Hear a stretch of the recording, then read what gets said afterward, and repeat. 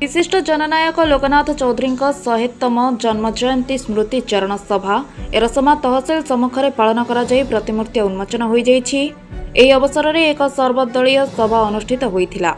ଏହି ସଭାରେ ସମ୍ପାଦନା ଅରୁଣ ବେହେରା ଏବଂ ଶଶିଭୂଷଣ ସ୍ୱାଇଁଙ୍କ ସଭାପତିତ୍ୱରେ ମୁଖ୍ୟ ଅତିଥି ଭାବେ ଜାତୀୟ କଂଗ୍ରେସ ପୂର୍ବତନ ମନ୍ତ୍ରୀ ନିରଞ୍ଜନ ପଟ୍ଟନାୟକ, ପୂର୍ବତନ ରାଜ୍ୟ ଉପସଭାପତି ବିଜେଡି ଦେବୀପ୍ରସାଦ ମିଶ୍ର, ସାଂସଦ ବିଭୁପ୍ରସାଦ ତରାଇ, ବିଧାୟକ ଶାରଦା ପ୍ରସନ୍ନ ଜେନା, ସୁଶାନ୍ତ କାନୁନଗୋ, ପଞ୍ଚାନନ କାନୁନଗୋ, ବ୍ଲକ ଅଧ୍ୟକ୍ଷ ଲକ୍ଷ୍ମୀପ୍ରିୟା ମହାପାତ୍ର ଯୋଗଦେଇ ଲୋକନାଥ ଚୌଧୁରୀଙ୍କ ପତ୍ରିକା ଉନ୍ମୋଚନ କରିଥିଲେ।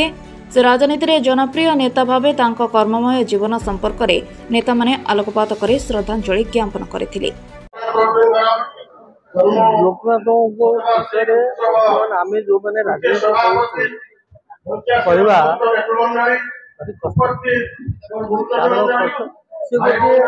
भिन्न जुगर भिन्न आदर्शर भिन्न रीति राजनेता आजिकल तो आम जो राजनेता अच्छु आमर कार्यकारिता आम आचार विचार सब भिन्न सामाजिक जो परिवर्तन हो सामाजिक परिवर्तन भाव चली सामाजिक स्थिति लोकनाथ राजनीति कर आज लोकनाथ बंची थे दुख प्रकाश भाया अद्वितीय स्पष्टवादी आदर्श विश्वास करुवा लोक को श्रद्धा करुवा देश को श्रद्धा करुवा राजनेता ओडिशा रे भारत वर्ष वीर सभापति महोदय गोटे नुआ 12 घंटा भितर से विषय किसी प्रतिक्रिया देवा उचित आम आशा करवा उचित जो मान दायित्व दिखाई से निष्ठार सहित कार्य करेंगे जहाद्वारा कांग्रेस पार्टी सुदृढ़ हम जदि से भल कम न करती जदि चॉइस भल न होता है भल रिजल्ट मिलबनी जदि भल कम करती भल लोक होता भल रिजल्ट मिल। आज पूर्वतन सांसद पूर्वतन विधायक लोकनाथ चौधरी 100तम जन्म जयंती अवसर में एक प्रतिमूर्ति उन्मोचन एरसमा ठारे करागला। से अवसर में एक साधारण सभा अनुष्ठित है।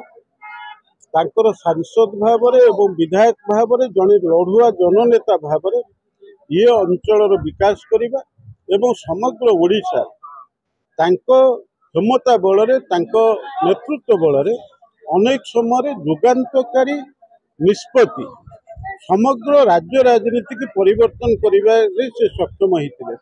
मुख्यतः जो भली भाव चेष्टा फल शिक्षक माने प्रत्यक्ष दरमा पाइबार साहाय्यकारी होता। अपर पक्षे भू संस्कार आईन के कार्यकारी करने सहित चाषी मान किभली भाव थईथान करने ये अंचल मत्स्यजीवी कैवर्त मान जीवन जीविका बाट देखा सहित सामग्रिक भाव में एरसमा पारादीप कुजंग अंचल श्रमिक मानकर उन्नति एवं पारादीप बंदर आरंभ में संपृक्ति सहित समग्र भारत वर्ष किभली भाव में मेहनती गरीब लोकंकर एक परिवर्तन आनिबारे सी से विश्वास करुले।